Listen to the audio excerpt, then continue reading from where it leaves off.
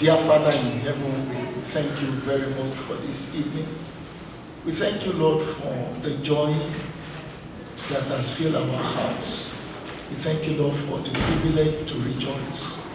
Dear Father in heaven, we hand over this meeting unto you. The Bible says, unto you shall the gathering of your people be.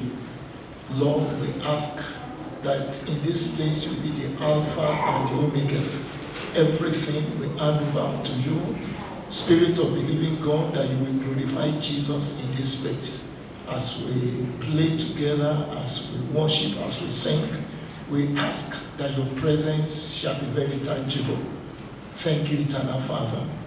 In Jesus' name we pray. Amen. The next moment.